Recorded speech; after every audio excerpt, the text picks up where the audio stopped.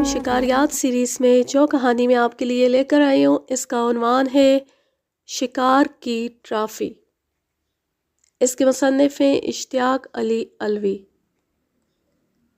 اچھے سائز، اچھے سینگ یا شہرت یافتہ جانور کا مارنا اور اچھی جگہ پر گولی مارنا دراصل شکاری کا انعام ہے، نہ کہ زیادہ تعداد میں جانوروں کو مار لینا۔ کرنل مارٹن جیکسن یورپ کے کئی اخبار ایجنسیوں کے ڈائریکٹر اور مشہور رسالوں کے کالم نویس، ناقدین اور خود شکاری دنیا کے مانے ہوئے شکاری بھی ہیں، مگر ہندوستان کے جنگلوں اور جنگلی جانوروں سے ان کو کبھی اتفاق نہیں ہوا تھا۔ افریقہ کے جنگلوں میں شکار کھیل کر واپسی میں وہ اپنی نوعمر کھلنڈری بیوی کے ساتھ اپنے شکاری دوست افریقہ کے جنگلوں کے مستقل شکاری مسٹر بیری روزنگ کو لے کر ہندوستان آئے اور مہاراجہ جے پور کے مہمان ہوئے۔ کپتان نوشادماں کی سرکردگی میں سنگاپور جنگل میں شکار کا بندوبست کیا گیا۔ زاہد خان کپتان صاحب کے لڑکے میرے کلاس فیلو تھے۔ ہمراہی شکار کی حیثیت سے مجھے بھی طلب کر لیا گیا۔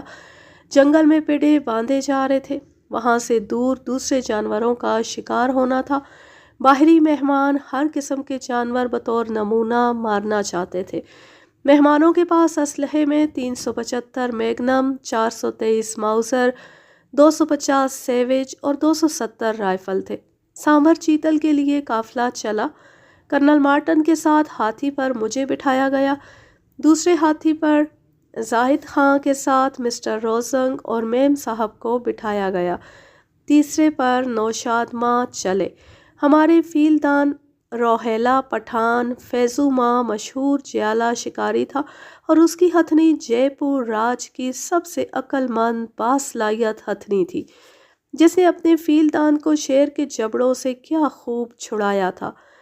فیضو خان جب تیسری بار شیر کے چنگل میں پھنسے تو شیرنی نے ہاتھی پر بیٹھے فیضو خان کی کمر جبڑے میں داب لی تھی اور ان کی ہتھنی نے شیر اور فیضو خان کے بدن کے بیچ میں سونڈ گھسیڑ کر شیر کو اتنا کس کر لپیٹا کہ اس کے جبڑے کی گرفت ڈھیلی پڑ گئی اور پنجوں کی گرفت چھوٹ گئی۔ اس نے سونڈ سے گھسیٹ کر شیر کو روند ڈالا تھا۔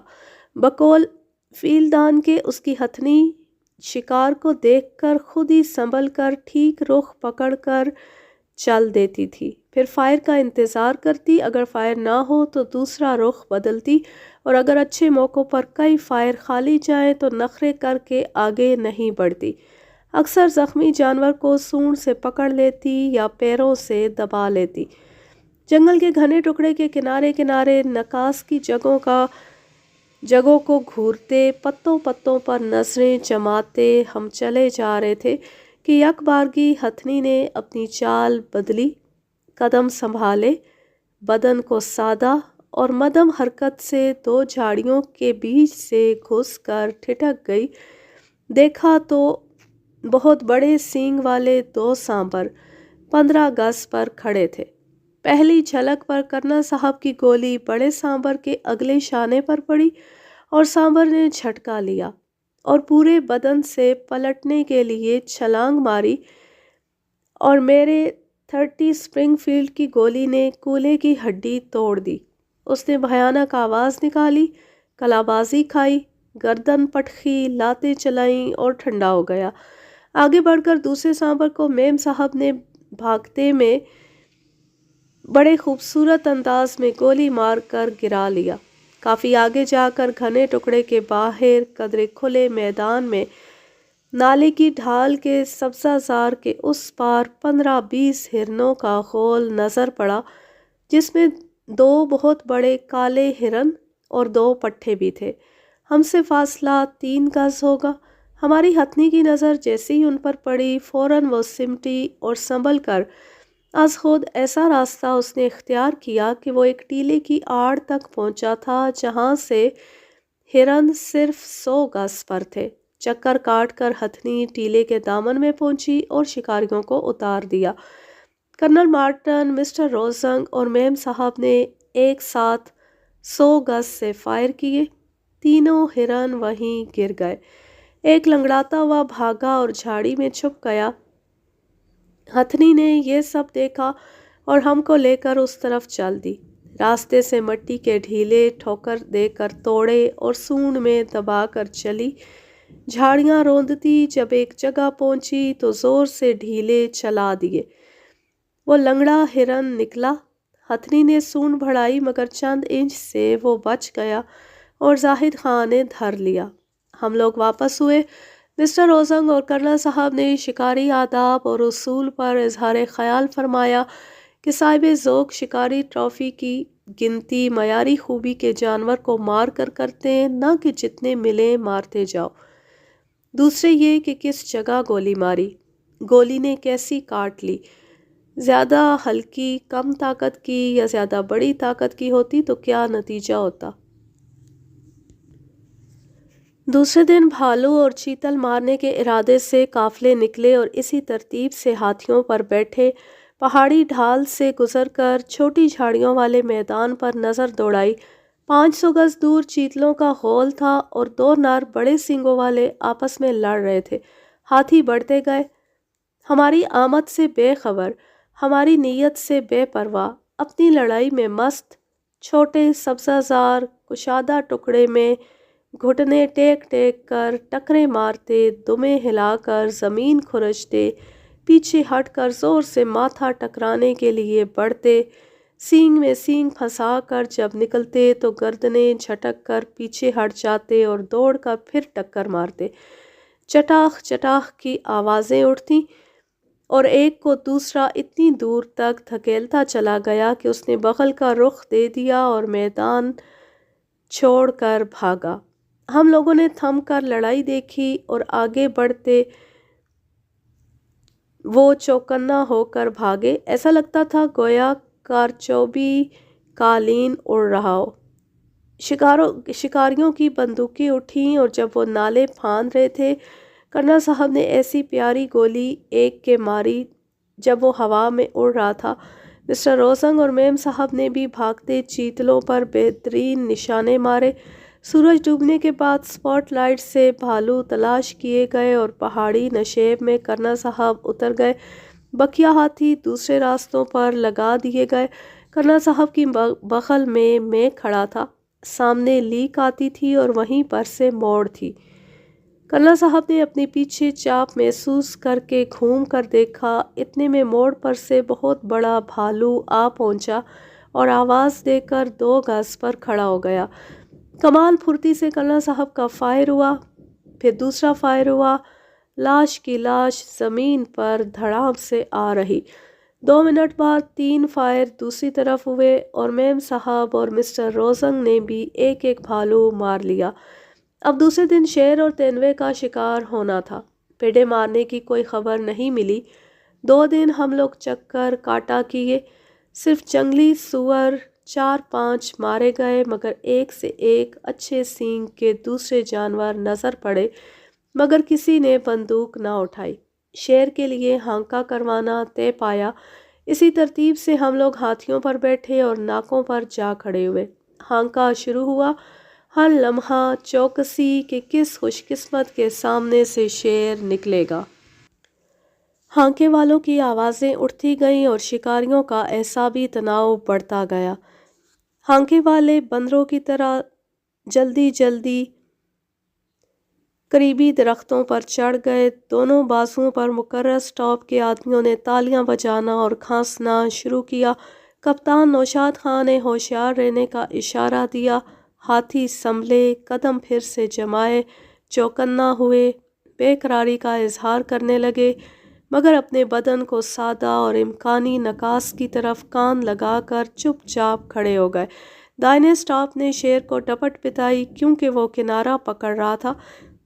اس کے جواب میں شیر نے ناراض ہو کر گرجدار آواز میں ڈانٹ پٹائی اور پورا جنگل دہل اٹھا، پتا پتا سہم گیا، درختوں پر چڑیاں پھڑ پھڑا کر اڑنے لگی، دیو ہیکل شکاری ہاتھیوں کے بدن بھی کانپ اٹھے۔ شکاریوں نے تیاری میں دانت بھینچ لیے اور شیر کو موقع مل گیا اور ایک کنارے سے ایسے چپکے سے نکل بھاگا کہ کسی نے نہ دیکھا۔ دوسرے جانور سہم کر بے تکی جگہوں سے نکل گئے۔ مہمان شکاریوں نے ببر شیر افریقہ کے کھلے میدانوں میں مارے تھے، جنگلی ہاتھیوں سے مورچے لیے تھے اور بقول ان کے خطرناک ترین لمحوں میں بھی ثابت قدم رہے، مگر اس وقت ان کے چہرے بھی پیلے ہو رہے تھے۔ سیکھے ہوئے ہاتھیوں کے پسینے میں شرابور پورے بدن سے تھر تھراتے دیکھ کر ان کے اعصاب بھی قابو کے حدوں کے آخری کنارے پر اٹکے ہوئے تھے۔ اس کے بعد ہمیں چھٹے دن خبر ملی کہ 4 پڑے مارے گئے ہیں۔ کپتان صاحب حیران تھے کہ ایک ہی رات میں مختلف جگہوں پر 4 پڑوں کا باجماعت مارا جانا عجیب واقعہ تھا۔ جانچ سے پتہ چلا کہ 2 پڑے شیروں نے اور 2 تیندووں نے مارے تھے۔ کرنل مارٹن اور مسٹر روزنگ نے شیر کے لیے مچانوں پر بیٹھنا پسند کیا اور میم صاحبہ نے تیندوا مارنا پسند کیا۔ دوپہر میں 3 بجے سب شکاری مچانوں پر بیٹھ گئے۔ مسٹر روزنگ اکیلے اور کرنل صاحب کے ساتھ زاہد خان اور میم صاحب کے ساتھ مجھے بٹھایا گیا۔ واجب ہدایتیں میم صاحب کو بھی دیں کہ جس زانو اور جس کروٹ بیٹھ جائیے پھر نہ بدلیے گا، آہٹ ملے تو دم بخود رہیے، فائر کے بعد نہ ہلیے تاکہ زخمی آپ کی جگہ نہ پہچانے۔ ٹارچ لائٹ نال پر فٹ کرنے کے لیے میم صاحب تیار نہ ہوئی کیونکہ ان کا کہنا تھا کہ نال بھاری ہو کر نشانے پر فرق ڈالے گی۔ میرے رائفل پر ٹارچ فٹ تھی اور مجھے ہی سپاٹنگ کرنا تھی۔ نوعمر میم صاحب بلا کی نشانے باز، غضب کی پھرتیلی اور بے حد جیالی تھی۔ ہمارا مچان خاص بنا ہوا اتنا چھوٹا تھا کہ زانو سے دوسرا زانو دبا کر 2 آدمی بیٹھ سکتے تھے۔ پیڈی کی لاش بائیں طرف پڑی تھی، اسی طرف میم صاحبہ تھیں۔ رائفل بھرے ہوئے، گھوڑے چڑھے ہوئے ہاتھوں میں تھے۔ جنگل میں مچھروں نے فشار بگاڑ دیا۔ ہماری بے بسی ایسی تھی، مچھر اڑا سکتے تھے نہ ہل سکتے تھے۔ 9 بجے رات تک کوئی آہٹ نہ ملی۔ نا امیدی سی ہونے لگی کہ ایک دم سے بہت دور یعنی شیر کے مچانوں کی طرف شیروں کے لڑنے کی آوازیں اور بھیانک گرج سنائی دی۔ اس کی دہل سے ہمارا حصہ بھی ہل گیا۔ پڈے پر آتا ہوا تیندوا بدک کر ہمارے مچان کی طرف نیچی اسی درخت کی پٹڑی سے پیٹھ لگا کر اسی درخت کے تنے سے پیٹھ لگا کر سہما ہوا بیٹھ گیا۔ مجھے چاپ سنائی دی، اندھا سایہ نظر پڑا۔ میں نے دھیرے دھیرے کر کے نیچے جھانکا مگر ایک ہاتھ میم صاحب کے زانو پر رکھے رہا تاکہ وہ نہ ہلے۔ دھیرے سے میم صاحب کے کان تک جھک کر میں نے بتایا، دشواری نیچے دیکھنے، نشانہ لینے اور مجھے ٹارچ ڈالنے کی تھی۔ تیندوا ٹھیک نیچے تھا۔ میم صاحب اتنا کہاں جھک سکتی تھی کہ توازن کھو کر لٹک جائے۔ میں ٹارچ میم صاحب کے اوپر لا کر ڈال سکتا تھا تو وہ میرے نیچے دب کر نشانہ خطا کر سکتی تھیں۔ مجبوراً بچھا ہوا گدا ہٹایا مگر بات نہ بنی تو بائیں طرف کا کونا الٹا۔ میم صاحب جھک کر نال سیدھی کر سکتیں اور میں ان کے اوپر سے لد کر اپنے رائفل کی نال نیچے کر سکا۔ کالے سے ڈھیر پر بدن کا اندازہ کر کے فائر کرنا تھا۔ اندھیرے میں میم صاحب کا گال نال پر سے ہٹا کر میں نے اپنا گال ٹیک کر نشانہ ملا کر اپنا سر ہٹا لیا اور میم صاحب نے لبلبی پر انگلی رکھی۔ میں نے لائٹ روشن کی اور ان کا فائر ہوا مگر اسی کے ساتھ ان کے رائفل کی نال زور سے میری ٹارچ کے ہیڈ سے ٹکرائی اور بلب ٹوٹ گیا۔ گھپ اندھیرے میں 5-7 گز ہٹ کر تیندوا زمین پر تڑپا، گرجدار آواز میں چیخا۔ میں نے اسی آواز پر 2 فائر اور کر دیے۔ غوں ہوں اور ہاؤں ہاؤں کی آواز کے ساتھ زمین کھرچنے اور کھانسنے کی آوازیں آئیں۔ گرہنے کا سلسلہ دیر تک رہا۔ اسی دوران 3 فائر شیر کے مچانوں کی طرف سے ہوئے۔ میرے پاس فاضل بلب تھا مگر خطرہ مول لینے کی ہمت نہیں تھی کہ کس قسم کی آواز پیدا کرتا۔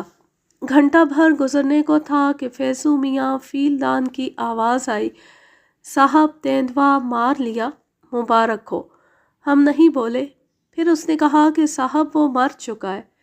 اتنے میں وہ ہاتھی درخت کے نیچے لے آیا، ہم لوگوں کو بٹھا کر بغیر لائٹ چلائے اس نے کہا کہ دیکھیے گا میری ہتھنی اندھیرے میں کیسے تلاش کرے گی۔